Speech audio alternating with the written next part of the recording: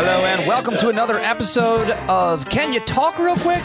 My short, efficiently produced conversation with somebody who knows stuff about things that are happening and who will let me record a quick chat to help us all better understand an issue in the news or our lives, as well as connect with each other around something that might be unfolding in real time. Today, it's gun violence. My guest is the great Kris Brady of BradyUnited.org, which works every day to strike at the root causes of gun violence in America. I always love my conversations with Kris. I've got to know her really well, and she's a passionate, brilliant person who has been leading this organization for several years now. And today's conversation, though, was different. It was certainly more personal. I got vulnerable with my own challenges in life and talked a little bit about why I think it's not great for people who are struggling to have guns sitting on the table next to them and a bottle of whiskey. And of course, we talked about all of the other really important issues that they are working on, including the End Family Fire program, which is a really important initiative that they've got, as well as how they're using the entertainment industry to create more awareness and change social norms about guns, gun violence, and so much more. This is a really good one. I'm very happy about this conversation with Kris Brady. She's real smart. She makes amazing points. I do a pretty good job asking the right questions. I think you're going to love it. Check out BradyUnited.org. Follow Kris on Twitter, and for more, check the show notes. But it is Can You Talk Real Quick? So I want to get to my guest in under 2 minutes here at the top. And of course, I can't do this without your paid subscription. So sign up now at standupwithpete.com or patreon.com/Pete Dominic. But right now, let's do it with the president of the BradyUnited.org agency. It's Kristen Brown. All right, there she is. President Kris Brown. Always happy to see you, talk to you, and even more than that, to see the work that you're doing. Thank you for joining me. Thank you so much for having me again. I appreciate it. So you spent your Independence Day, your 4th of July weekend there, or that time in Illinois, in Highland Park, Illinois, where a year ago they had a horrible shooting. Was it at the parade? Yes, it was at the parade. I met several survivors actually who were attending the service. It's a much more reduced activity zone than Highland Park normal parades, which is this long route and everyone in the community comes out. I've met a lot of people from Highland Park over the last year who obviously are impacted, whether they were there or not, by the fact that this shooting happened in their community. And everyone has a different story of, going when they were little to the parade with grandparents. And if you've never been to Highland Park, it's a little bit like Mayberry, USA. It has that look and feel to it. So it was a tough day to stand in community with so many in the community who have been impacted deeply by the shooting. With some survivors, I met Danny Cohn, who lost her cousin and performed CPR on her cousin. Oh my God! At the event, and these events are uniquely American tragedies. So it's always really tough, frankly, to participate. But I'm very, very glad that I was there. Yeah, I want to talk about what you hope to achieve and think you did achieve there. But how often do you meet with victims' families, survivors of shootings' families, or themselves? All the time.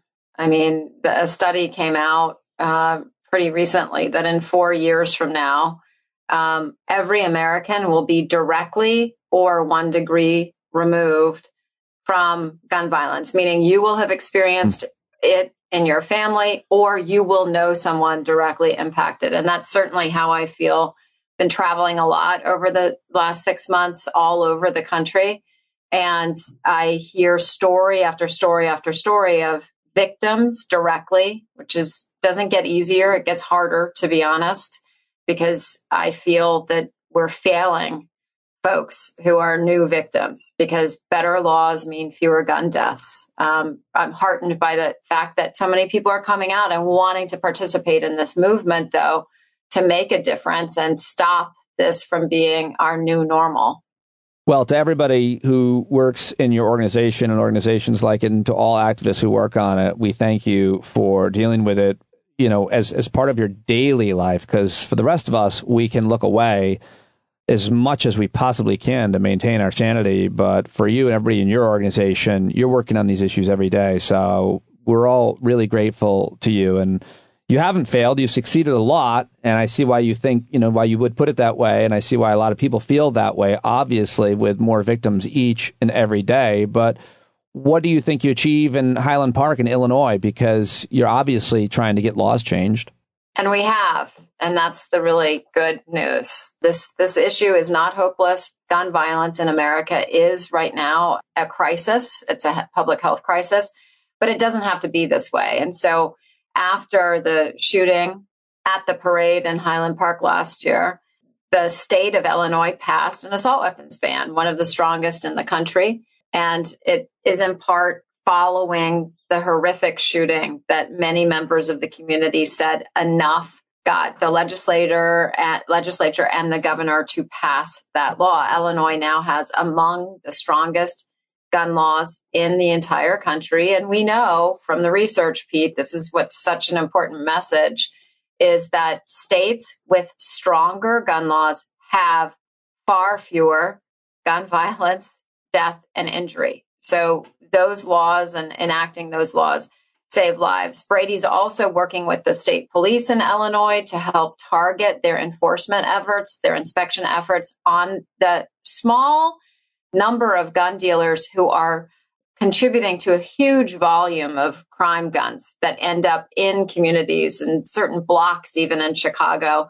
They start out with a federally licensed firearm dealer first, who should not be licensed anymore, selling those firearms for profit that end up in communities that are riddled with everyday gun violence. We're really proud of that work and doing a lot of social norm change too. I talked to you a little bit about our End Family Fire campaign, but we're moving forward in the state of Illinois with a whole education campaign about a new law that Illinois adopted, red flag law, extreme risk protection laws, that allow removal of firearms from individuals who are deemed at risk to themselves or others.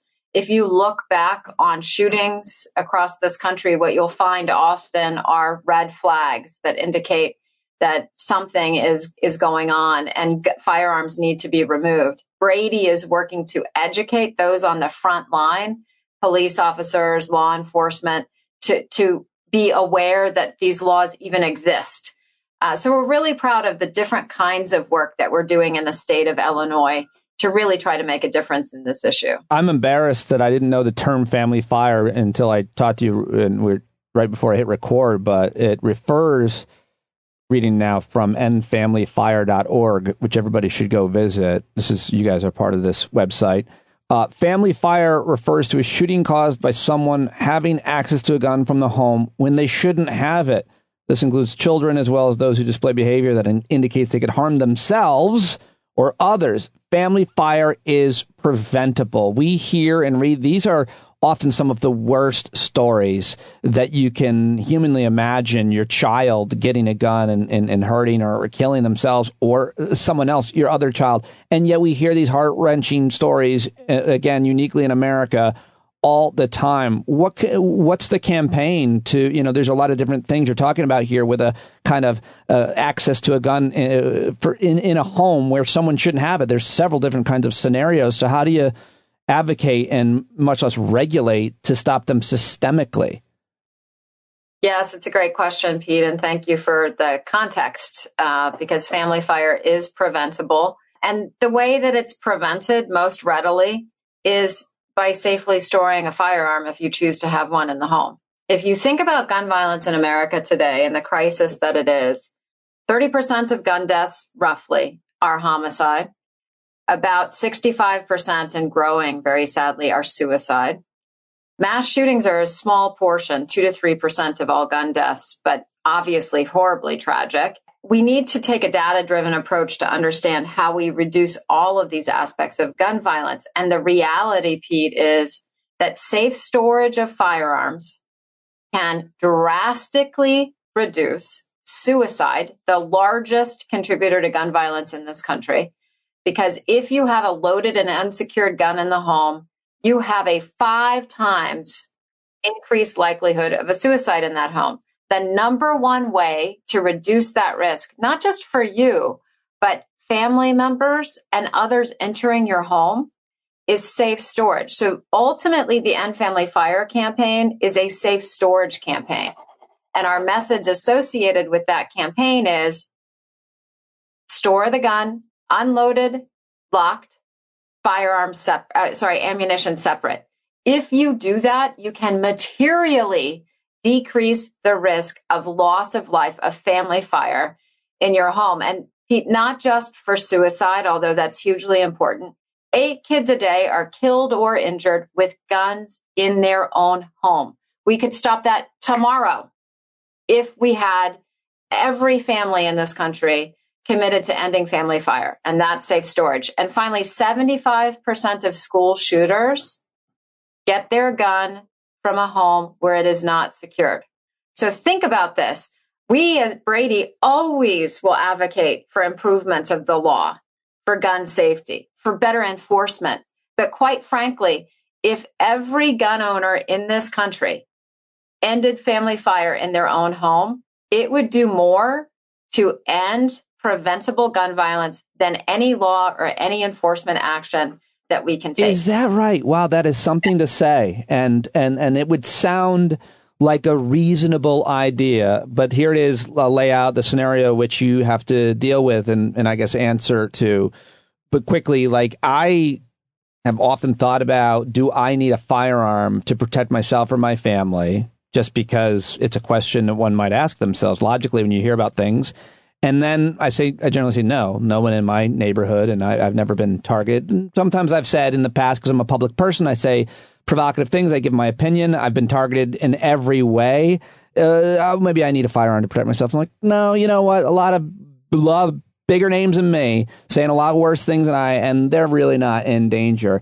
But I always come back to, even if yes was the answer to either of those questions, I have 2 teenagers in my home. So I always end up with a kind of critical reasoning deduction, like what's the most likely thing, that someone is going to come and try to harm me or that they're going to harm themselves. Luckily, my daughters have been free of that type of psychological, self-harming suicide thing. But I haven't a couple times. Like, I've had a couple times in my last few years where I didn't want to keep living. I didn't think of self-harm. Yeah. But the idea that I would have a loaded firearm in my house, and you can talk about the statistics, especially with men and suicide, and how conclusive that type of method of killing yourself is. It works.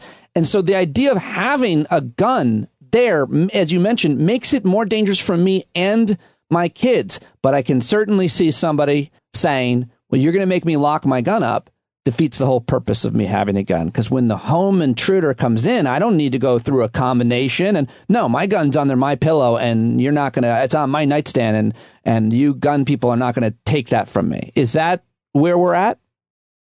I do hear that occasionally. You won't be surprised that I do, Pete. Yeah. And first of all, I just want to harken back to the vulnerability of you sharing that you have gone through hard times. And I think it's really important that folks like you, with your platform, men, share that, because it's not unique. It is not unique. We don't talk about it enough. And the reality of you sharing that story is that it really raises in everyone's mind across the country. Yeah, I've been there too, because and by the way, a lot of people. I appreciate that, but I'll add to it then. Yes. I've never been that close. It's one of the definite reasons I don't have a firearm for sure at this point, because it's been bad 3 or 4 times now for a sustained period of time. But I will say this, I drink. Not in excess. I don't think I have an issue. But when I'm down, every once in a while, I think I've had a drink or two because of that. I think that it's really important to say, well, I would never do that. You're a couple glasses of whiskey from doing it. Yeah. You are. It happens all the time. People you wouldn't think do it. They get drunk or high or whatever it is. And so it's like, don't have access to a firearm so you don't hurt yourself is a pretty good idea for a lot of people, especially when we're seeing the statistics, obviously, with men and anybody else who's more at risk of taking their own life. It's you think you're not, and then all of a sudden something happens bad that you weren't expecting, and you start drinking. And the weird shit that triggered me that I've gotten a good handle on was unsurprising. I wasn't expecting it at times. So I'm so glad. Thank you for sharing that, Pete, because part of what's happened and the beauty of the End Family Fire campaign, as far as I internalize, because I know it saved lives, is that more and more people are coming forward and sharing their story. And one of the things about ending family fire that's super important is destigmatizing this, allowing people to have these conversations. Because if you talk to mental health professionals, which we did before we embarked on this campaign, which now has more than 1 billion views, the reality is that the key thing about what makes someone episodically consider ending their life because of all sorts of things in the modern world today, and actually taking that next step, is means availability. Yeah. And that means if you're sitting there having a whiskey or two, a really bad day, and on your desk is a loaded, unsecured firearm, the risk of you actually ending your life because that means is sitting right there is significantly higher. The act of going into a safe, doing the combination, taking the ammunition, putting it into the firearm, each of those steps is a necessary barrier to you actually following through with it. And it saves lives. The military has a whole notion of this, Pete. It's called a buddy hold. If you're going through a hard time and you feel at all concerned about yourself, you can go to another buddy, and it's just understood, regardless of branch of service, hey, hold my guns for a period of time. And it's what happens. What we're trying to do with End Family Fire is really lift that up, but in the context of individuals' own homes, because it may not be you who's going through the hard time. It may be your teenager. Which is so much worse. Which is awful. And if you're not going through a hard time, you're about to be. I mean, if your child hurts himself or somebody else, that's it. So go ahead. Sorry. That's exactly right. And you did ask the question, so how do you react to people who say, but I need my firearm right next to me? Look, the same way that I just ask people to think about this a little bit logically, because a lot of times what we're talking about here is a need or desire that individuals that I talk to who are buying firearms or have firearms in the home as a means of safety, of protecting their family. They're doing it because they love their family and they fear for their safety. If both of those things are true, then you also want to protect your family from family fire. And the best way to do that is to have a gun safe. There are all kinds of gun safes on the market now. So many different options. If not a gun safe, then a trigger lock. But the gun safe is best.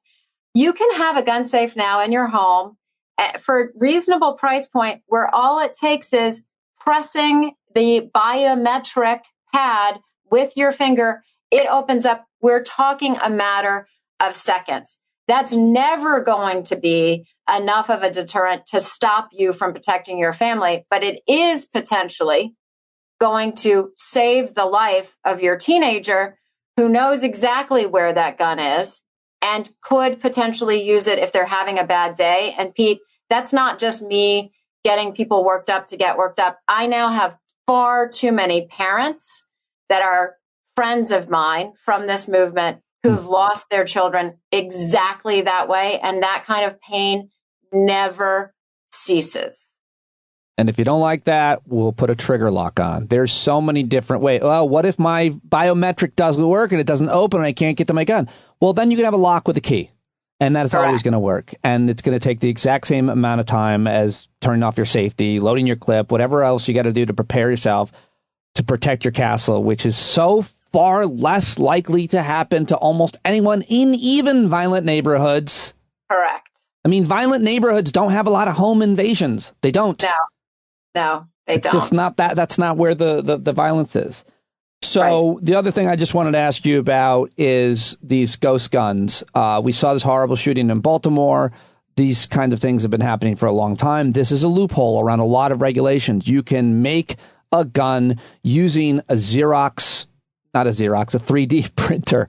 And the stats are crazy. 20,000 suspected ghost guns were recovered by the ATF in 2021.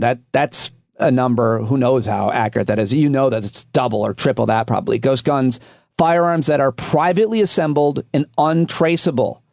And unlike other guns, these weapons don't have serial numbers. And so that obviously brings up all kinds of issues. And recently, a federal judge struck down an ATF rule to prevent them from being regulated. We are in a really interesting time that we were warned about these types of guns that you could just build on your own. What are your initiatives and thoughts around this? Well, we were really proud to work with the Biden administration to push the ATF, that's the Bureau of Alcohol, Tobacco, and Firearms, that regulates all firearms across the country, and their new director, Steve Dettelbach, to issue a rule, take executive action, right, and issue a rule to actually regulate the sale of ghost guns. Now, Pete, why is that important? Because we have an antiquated, in some instances, system of the regulation of firearms, and it has not caught up to the development, evolving nature of how guns are sold today. So gun manufacturers are getting away basically with murder by selling firearms in a kit. You can buy the kit online in many states, Pete. I hate to tell you this, but you can. And because it's not a fully assembled firearm, but it takes a 10-year-old really and above could put these guns together in a matter of 60 seconds or less, literally, it's not regulated as a firearm. What does that mean? That you can go and buy these ghost gun kits from manufacturers with no background check at all because it was not technically regulated as a firearm. Steve Dettelbach and President Joe Biden fixed that. Unfortunately, a Trump-appointed judge just reversed that. And that's probably going to be another issue, yet another issue that ends up before the Supreme Court, because as you've noted, ghost guns are not small potatoes anymore. Right. 2 years ago in the state of California, just to give an example, 40% of the guns recovered in crime were ghost guns. It's a huge, huge problem.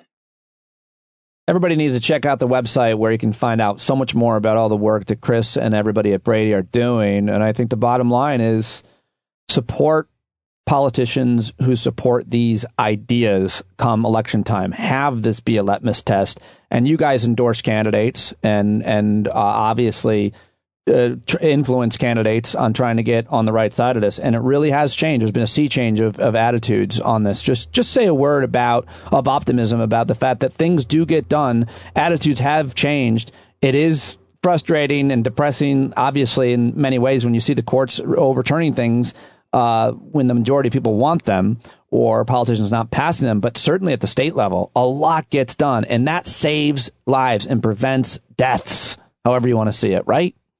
Oh, huge. Look, we have a President Joe Biden, who I would argue is the most successful president in our entire history, focusing on the issue of gun violence prevention. Wow. He signed into law one of the most historic advancements for our movement that has ever been enacted since the Brady law, and that's been more than 25 years, the Bipartisan Safer Communities Act.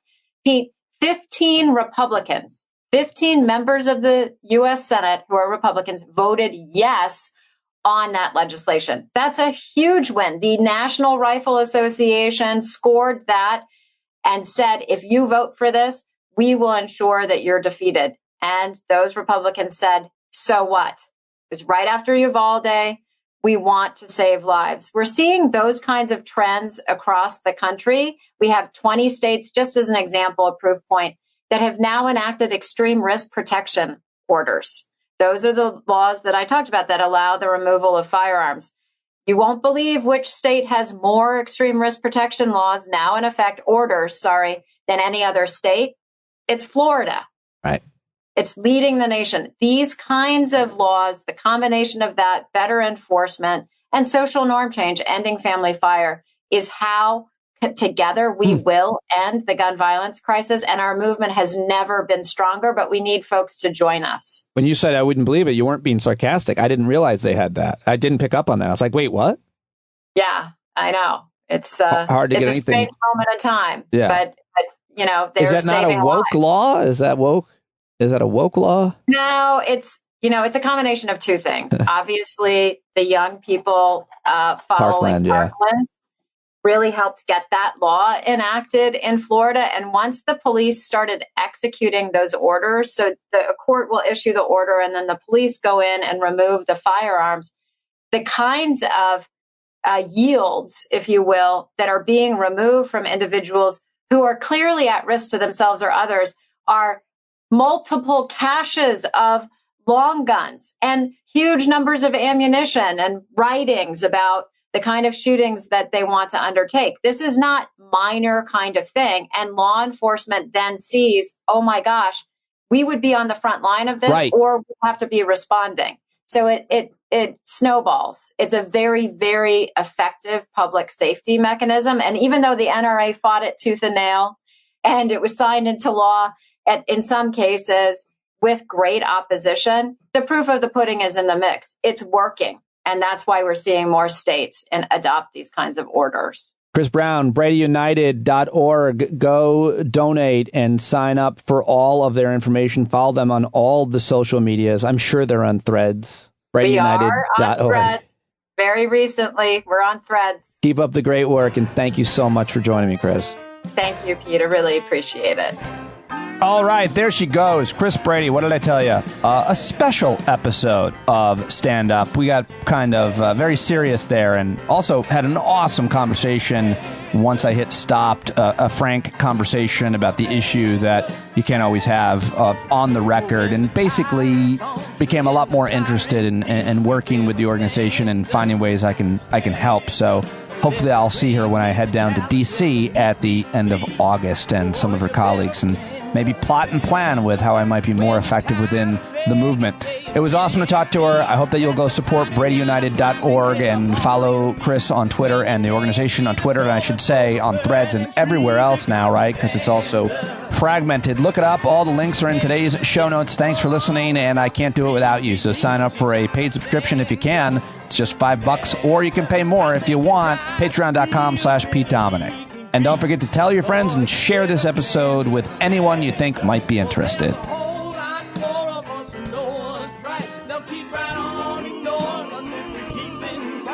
Got to open up the window to let in some light.